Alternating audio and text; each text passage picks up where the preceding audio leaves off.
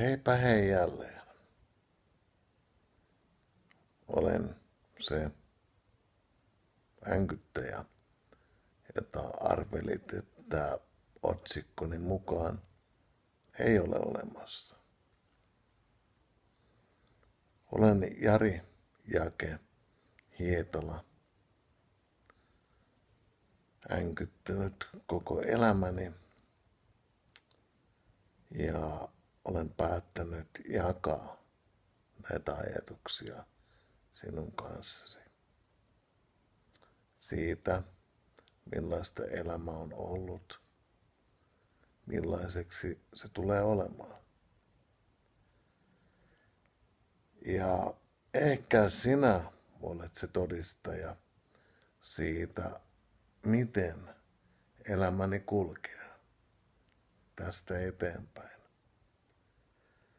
Menneisyyttäni et voi tietää, ellen minä sitä sinulle avaa. Mutta olen päättänyt tehdä sen. Olen päättänyt kertoa sinulle siitä, millaista se on ollut. Mutta teen sen pienissä osissa, jotta sinun on helpompi poimia haluamasi. Ottaa juuri se, mitä sillä hetkellä tarvitset. Tänään ajattelin puhua sinulle siitä, että tunteeko änkyttävä ihminen aamussaan, heti herätessään, silmät avatessaan, millainen päivä tästä tulee. Olet kuullut varmasti sen sanonnan, heräsinkö tai heräsitkö sinä väärällä jalalla. Se antaa meille sellaista, ehkä me sanomme ihmisille sitä sen takia, että he ovat kiukkuneita tai ärtyneitä. Miksi sen tarvitseekaan olla negatiivinen tunne?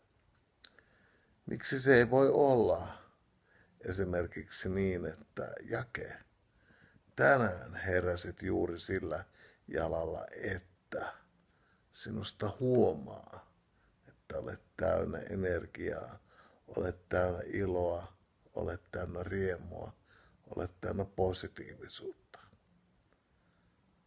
Tänään minä halusin sut kutsua tähän sohvan nurkalle juttelemaan juuri näistä asioista, että miten änkyttäjä sen kokee. Haluaisinko minä sukeltaa aamuisin näiden sohvatyynyjen kätköihin ja pysyä siinä koko päivän? Valitettavasti se ei ole mahdollista. Olen työelämässä mukana ja minulla on esimieheni toiveet nähdä minut paikan päällä ja tekemässä se työ, mitä minulta odotetaan. Tässä videon aikana minä tietoisesti nopeutan puherytmiä, jotta sinä saat sen kuvan, että yritämme puhua myös nopeasti. Mutta minä olen ajatellut, että minusta ei kumminkaan tule mitään Antero Mertarantaa, joka on ihailtavan nopea puhumaan ja vielä siitä saa selvän. Ja se on ennen kaikkea hauskaa. Minä en pyri olemaan sellainen. Jos saan kumminkin sinut hyvälle tuulelle, olen iloinen siitä. Mutta tänään ajattelin kertoa teille yhden keinon, millä minä karkoitan kiukun. Karkoitan sen mahdollisuuden, että änkytys taas valtaa minut. Aamulla, jos tunnen huonoa päivää, suljin hetkeksi silmät. Yritän tavoittaa levollisuuden, läsnäolon, kiireettömyyden. Se on minun keinoni toimia niin. Rauhoittaa itseni, valmistautua päivään, tehdä päivästäni parhaan. Tänään minulla on aika hyvä moodi tässä, koska huomaat itsekin, että en ole änkyttänyt. En voi kuitenkaan unohtaa sitä totuutta, että olen änkyttäjä. Koska juuri siksi minä näitä videoita teille teen. Esimerkkinä siitä, että on myös hyviä päiviä, huonoja päiviä, keskivertopäiviä. Jokainen päivä on selviytymistä varten. Millainen on sinun päiväsi? Sen sinä vain itse tiedät.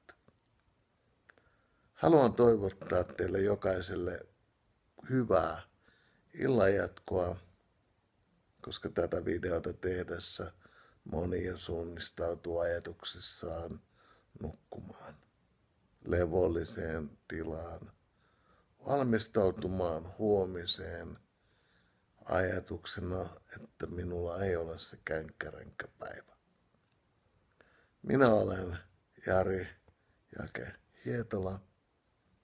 Jos katsot edellistä videota, huomaat, että puheeni ei kulkenut siinä näin hyvin. Kiitän seurastanne, tulen jälleen takaisin. Aiheita minulle saa kertoa, mistä haluatte kuulla ajatuksiani, kuulla änkytystäni ja myös kertoa kokemuksiani siitä, millainen on ollut elämäni, millaiseksi se tulee olemaan. Sen siinä hetkessä te saatte olla elävä todistaja. Kiitän seurastanne. Nähdään jälleen. Hei.